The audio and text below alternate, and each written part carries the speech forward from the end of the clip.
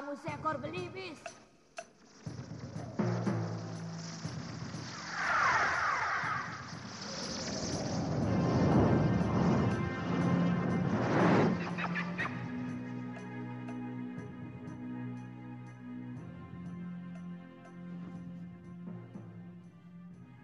Sebenarnya, aku ingin juga mengabdi pada Gusti Putri.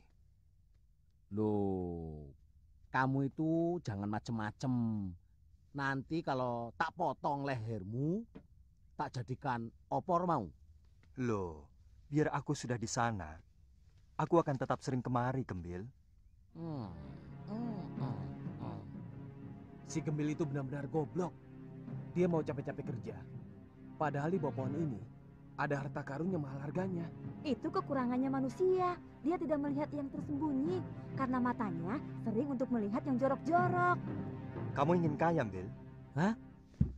Siapa orang goblok yang nggak mau kaya? Kalau kamu ingin kaya, aku mau menunjukkan harta karun yang terpendam di halaman rumahmu, tapi kamu harus menyerahkan aku pada Tuan Putri. Kamu lihat di mana burung aneh seperti itu? Mungkin cuma angan-anganmu saja, Sekar. Duli Ayahanda, sungguh Ananda melihatnya sendiri. Tapi bagaimana bisa menangkap binatang liar seperti itu? Apalagi belibis. Punya sayap, bisa terbang kemana saja dia suka.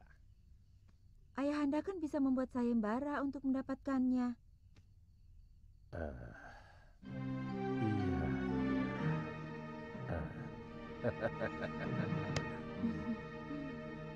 Besok.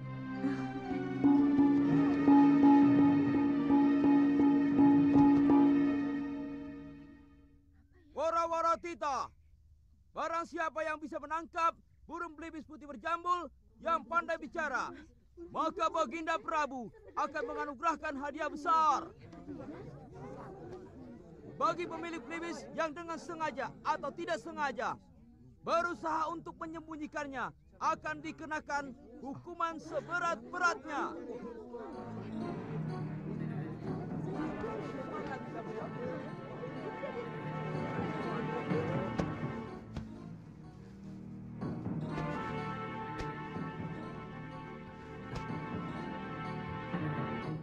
Ada apa, Bil? Bunyinya sudah dekat.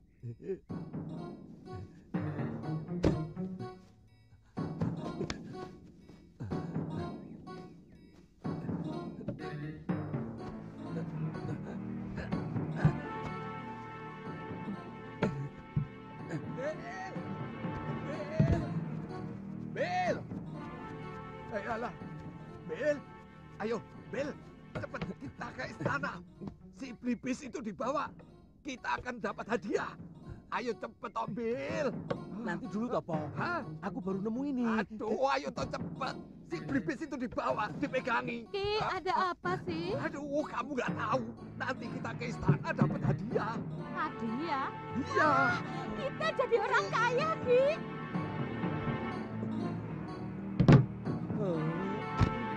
Loh, anakmu malah tidur. Iya, anak sampean bareng gitu. Kenapa sih, Le? Bel. Bel. Waduh, Kok ini jadi kok kayak begini sih? dicari orang tua kok malah. Loh, Malah kelenger, Nyi. gimana sih? Peti itu ada apanya? Apa ada ularnya apa, Nyi? Jangan-jangan ada hantunya. Ki, hati-hati. Saya mau tahu apa isinya itu. Hati-hati. Hati-hati. Capekku. Sama hantu saja kok takut. Oh. Ah.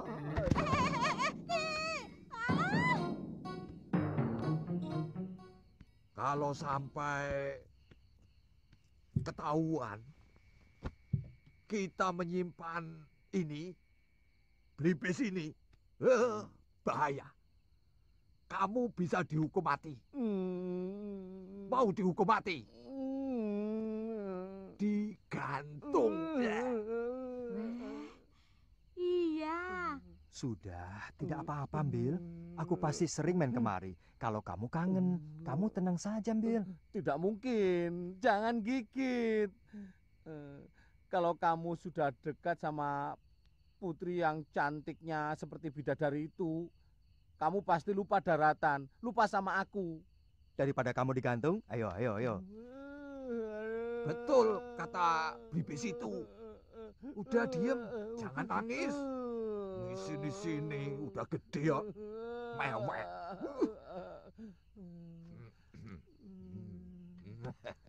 Hadapkan dia.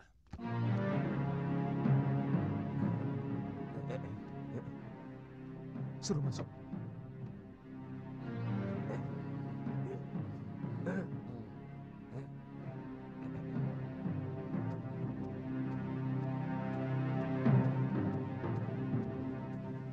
Silakan, Ki. Ayo, Bil.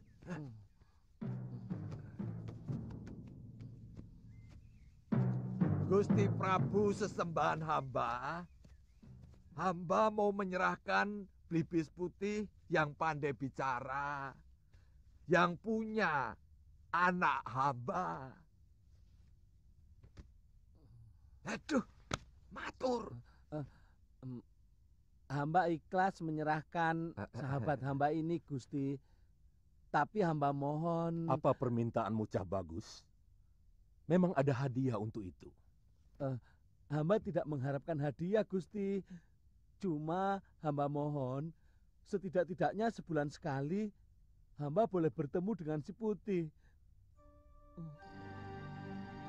Hamba sedih berpisah dengan dia.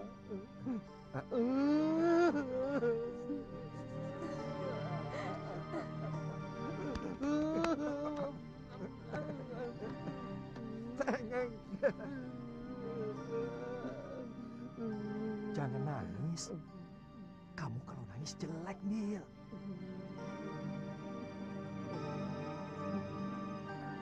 Bolehkan dia bertemu dengan si Jambul sebulan sekali? Kau boleh ketemu si Jambul sebulan sekali?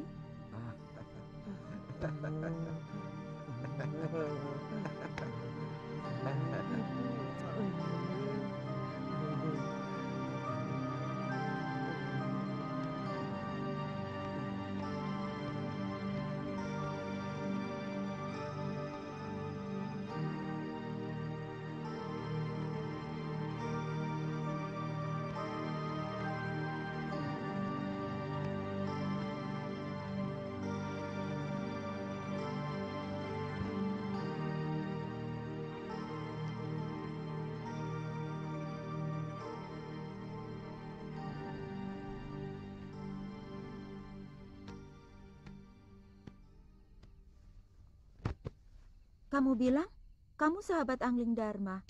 Kenapa kamu sampai kemari? Hamba mencari beliau. Kasihan.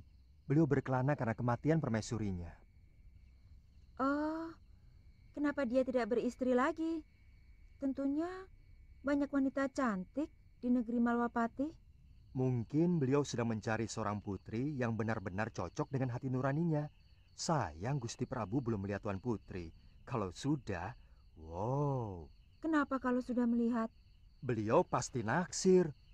Tuan Putri jangan marah ya. Terus terang Tuan Putri sangat cantik.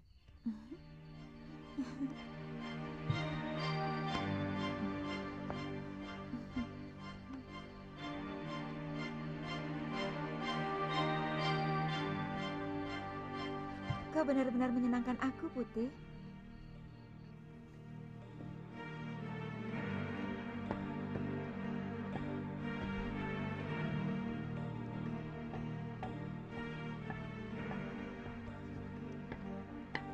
Terkadang hampir terlintas dalam pikiran saya untuk bunuh diri. Sejak mengawini Nila Saroya, hampir tidak pernah Kakang Mahasyura mendatangi saya. Saya merasa benar-benar dilecehkan oleh Kakang Empuh. Saya kira tidak perlu Nyai Dewi sampai melakukan perbuatan itu. Saya yakin suatu saat guru pasti akan menyadari kekeliruannya. Saya sudah tidak tahan, Gramya. Apalagi semenjak Saroya hamil. Saya menjadi sampah yang tidak ada harganya sama sekali. Sabar, Nyai. Kata orang-orang tua, sangat tidak bijak melawan suami yang sedang kasmaran.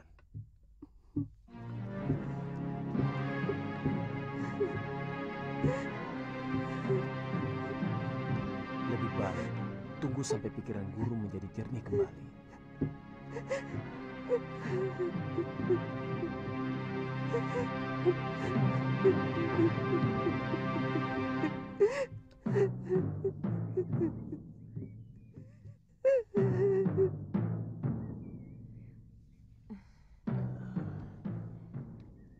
Sebaiknya Nini tidak usah ikut latihan.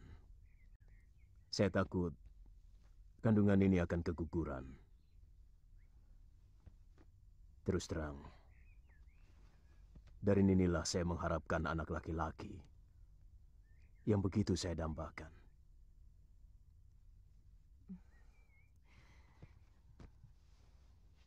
Kakang tega, orang yang membantai seluruh saudara seperguruan saya masih malang melintang. Saya akan balaskan sakit hatimu. Bukankah sekarang ini penderitaanmu adalah penderitaan saya juga?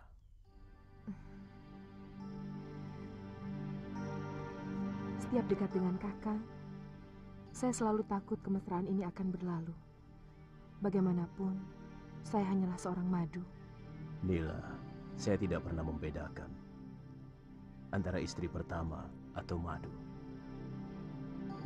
Apakah selama ini saya pernah memperlakukan Nini sebagai madu? Atau Nini menginginkan sebagai istri pertama?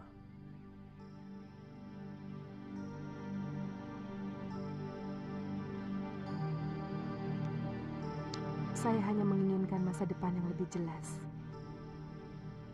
Karena hanya kakanglah orang yang saya cintai dan saya dambakan.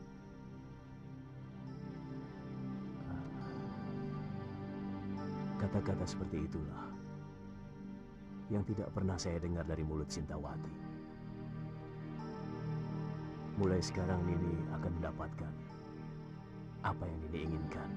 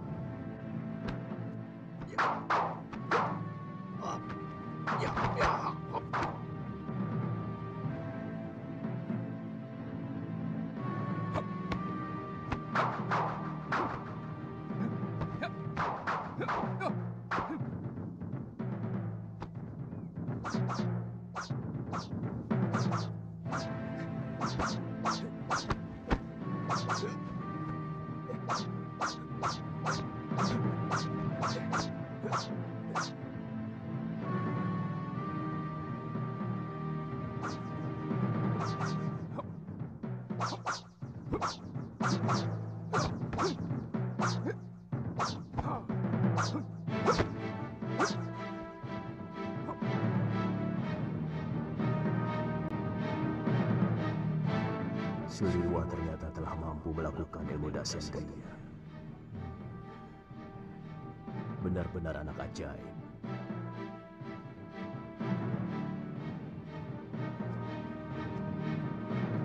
Luar biasa. Kakang Suliwa sudah bisa melakukan bagian dari ilmu dasendriya dengan baik. Hamba sangat bingung, Gusti Prabu. Kedua lelaki ini mengaku sebagai suami hamba. Hamba mohon petunjuk Paduka. Siapa sebenarnya yang asli? Dia palsu. Sejak kapan suamimu tiba-tiba jadi dua begini? Ayolah, Kang. Aku benar-benar ingin madu dengan sarangnya. Tapi ini sudah sore, Suri. Tidak baik sore-sore begini keluyuran ke hutan.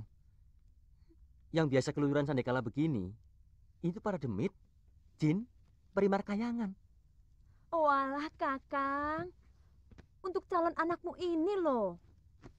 Apa Kakang tega kalau nanti anak kita suka ngiler?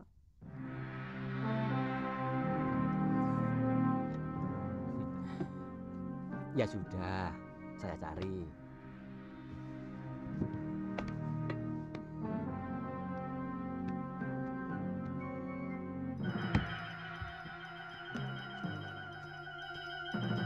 Mau ngidam kok yang aneh saja, minta sarang tawon.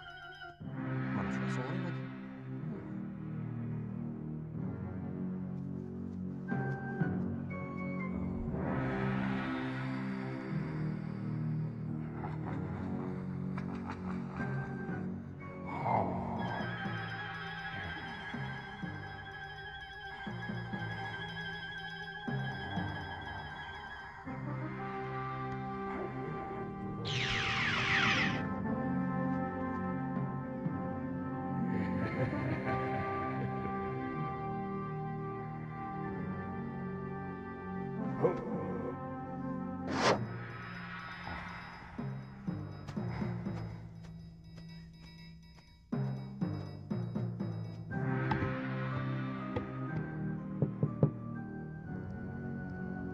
Siapa itu? Kang Wajan? Loh, kok balik lagi? Ada yang ketinggalan?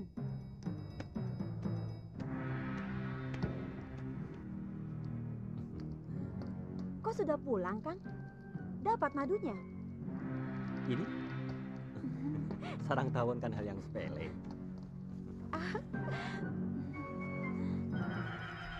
Enak.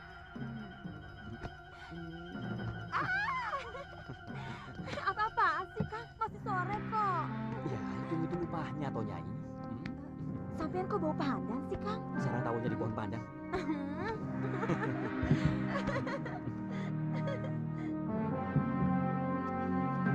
Suri, untung Pak Guru masih punya. Suri, Suri, buka pintunya. Suri, kamu di mana toh?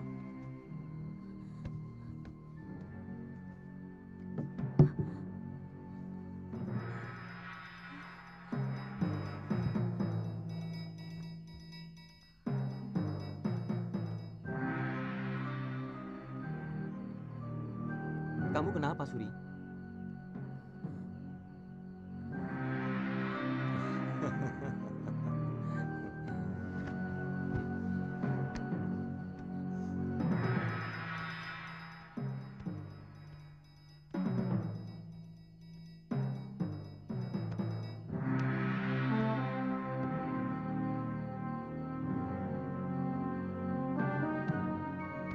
Siapa kamu?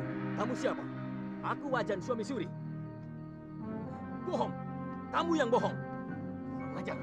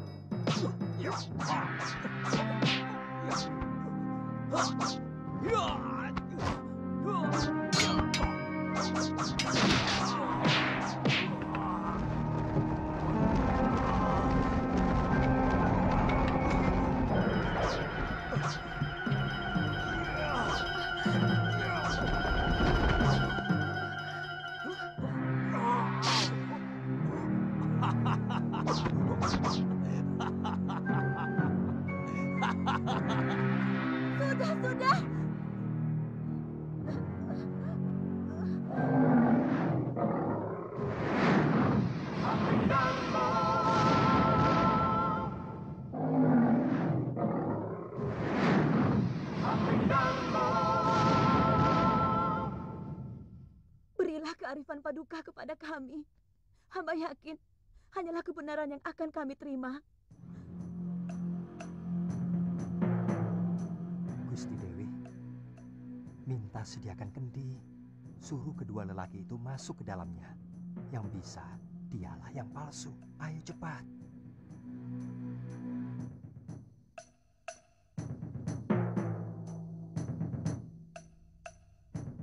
Pintar kamu. Ampun Romo Prabu, hamba tahu siapa suami ibu itu yang asli. Sekarwangi, ini masalah keadilan. Kamu jangan main-main. Hamba minta disediakan kendi. Ambilkan kendi.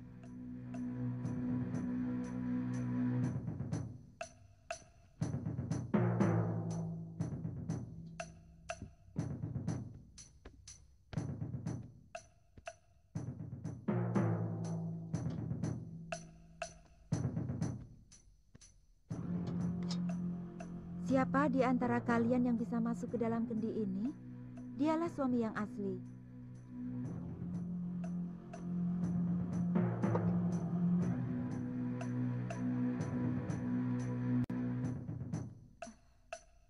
Ayo, mulai kamu. Silakan masuk ke dalam kendi. Hamba tidak sanggup, Gusti.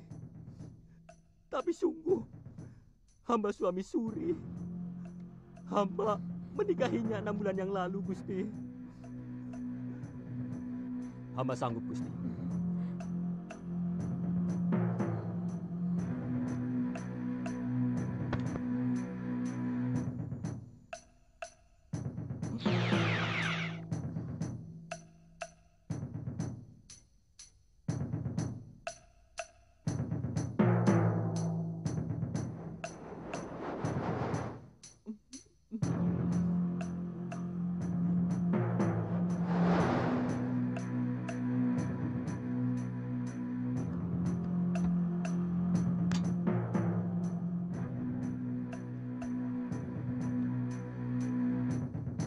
Dia pasti yang palsu, Romo Prabu.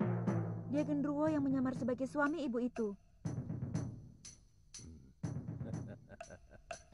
Kamu cerdas sekali, anakku. Hebat. Bukan saya, Romo Prabu, tapi si Putih yang membisiki saya. Oh.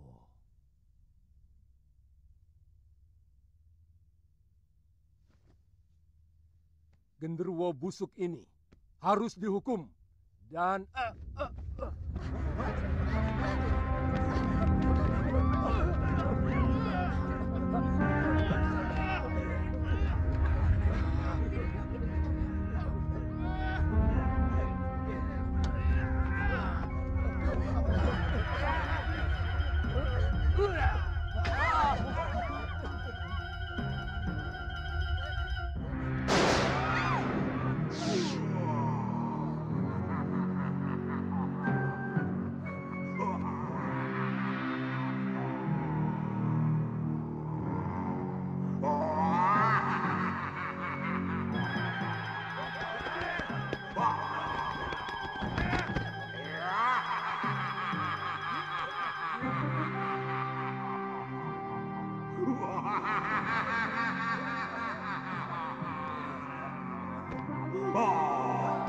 tangkap dia.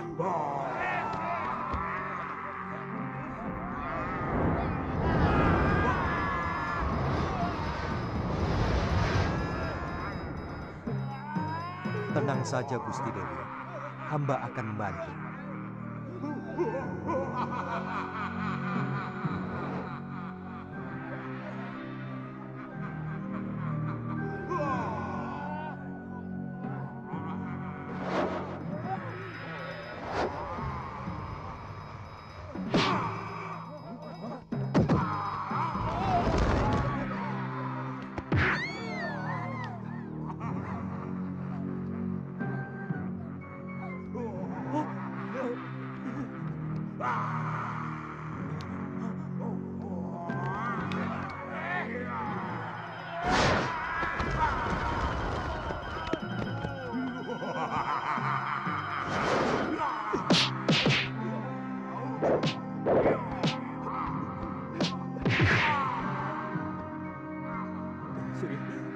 bangun, Suri.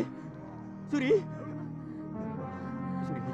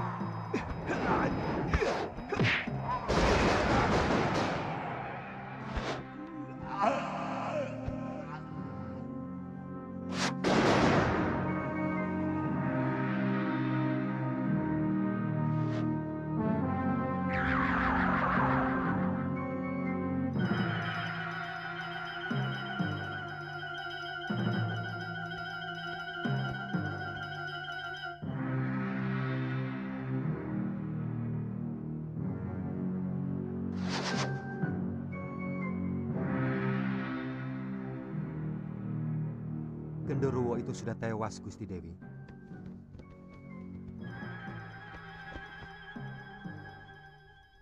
Genderuwo yang menyaruh itu sudah mati. Ini merupakan pelajaran bagi kaum perempuan untuk mengenali suaminya sendiri dengan teliti. Terima kasih, Gusti Putri.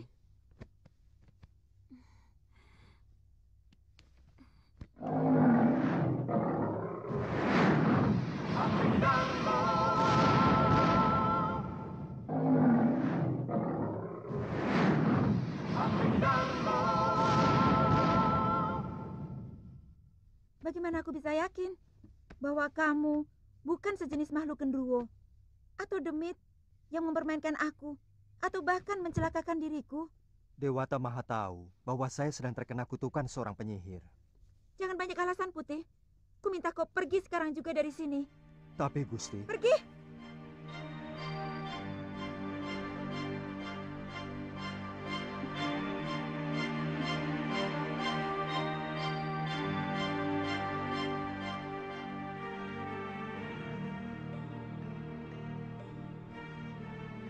Bagaimana mungkin Biyung bisa betah di sini?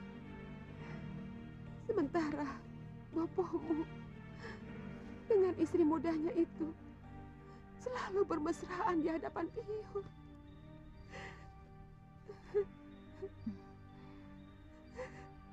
Boleh saya bicara sesuatu yang mungkin menyinggung perasaan Biyung?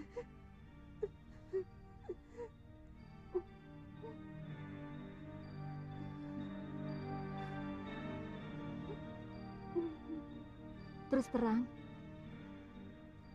berita tentang hubungan Biyung dengan Gramya. Apa yang kamu dengar? Terus terang, saya tidak tahan mendengarnya, Biyung. Semua murid padepokan menggunjingkan Biung telah berselingkuh dengan Gramya. Jagat Dewa Batara. Fitnah apa lagi yang harus saya terima? Bahkan Paman Darpasyura sudah mengadukan Biung kepada Betara Ring Sedayu. Dia pembantu rumah kita. Mana mungkin Biung berselingkuh dengan orang yang derajatnya lebih rendah dari Biung sendiri. Memang dia begitu penuh perhatian terhadap nasib Biung. Tapi tidak lebih dari itu. Tapi kata Paman Darpasyura, dia melihat dengan mata kepalanya sendiri, Yung. Pamanmu dari dulu memang benci pada Biung. Karena dia menginginkan Kakang Mahasyura mengawini saudara dari istri Darpasyura sendiri. Waktu Biung melahirkan kamu, dia yang repot. Karena Biung melahirkan seorang anak perempuan. Semenjak itu, ayahmu selalu mengatakan kalau dia ingin punya anak lelaki.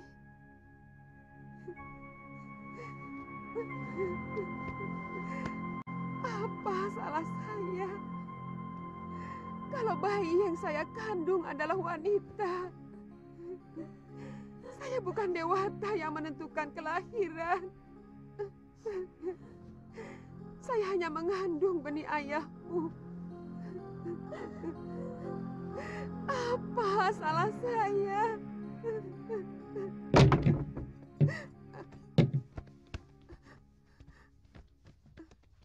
Atas nama Raja, Nyai kami tangkap.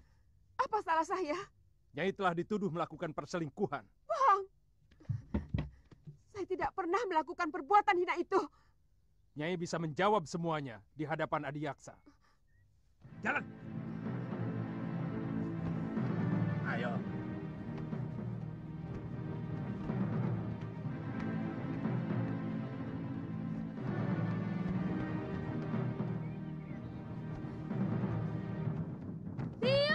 Jangan ikut campur, Nini. Kamu bisa dituduh melawan raja. Dan hukumannya, kamu akan dibuang ke Pulau Dia Momonga. Biung saya. Tuan harus memberitahu Bapak lebih dahulu sebelum membawa Biung. Sudah, Galuh. Ayahmu sudah tahu.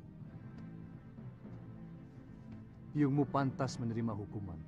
Karena dia telah menyiramkan kotoran ke Padepokan Sugaluh. Bohong! Paman telah memfitnah Biung. Biung, jangan pergi, Yung. Biar Galuh. Biar pamanmu dan perempuan itu puas. Dari dulu kamu memang belum puas memfitnah aku, Darpa. Bawa dia. Jalan. Ayo. Jalan. Ayo, jalan. Jalan. Bawa lelaki durjana itu kemari. Ayo.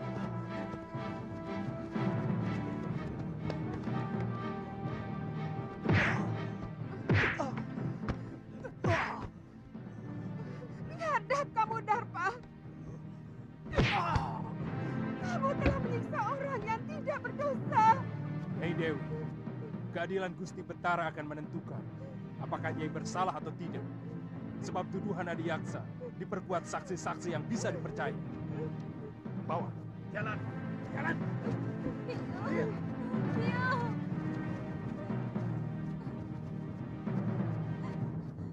Mana Bapak? Mana Bapak? Bapak! Bapak!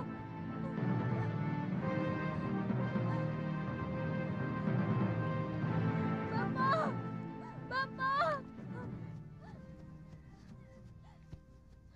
Bapak, Ada apa lo? Biung mau dibawa ke Sedayu, Bapak. Dia dituduh telah berselingkuh. Bapak harus menolongnya. Apa pantas Bopo menyelamatkan istri yang telah berkhianat, menyeleweng? Mestinya Bopo yang menghukum biungmu dan gendaknya.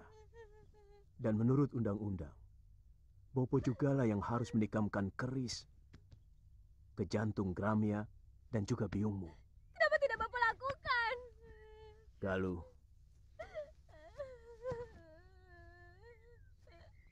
Kamu belum bisa untuk mengerti persoalan orang tua.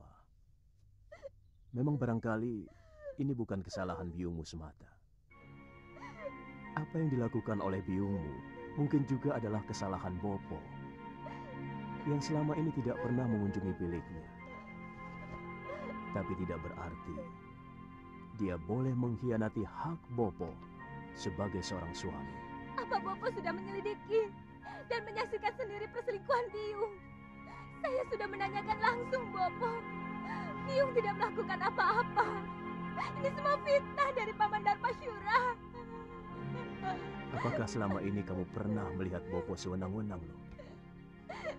Bukan cuma pamanmu yang menyaksikan dengan mata kepala sendiri hubungan biungmu dengan Gramya. Itu kenapa Bopo menyerahkan keadilan kepada Betara Risedain supaya biungmu bisa melakukan pembelaan.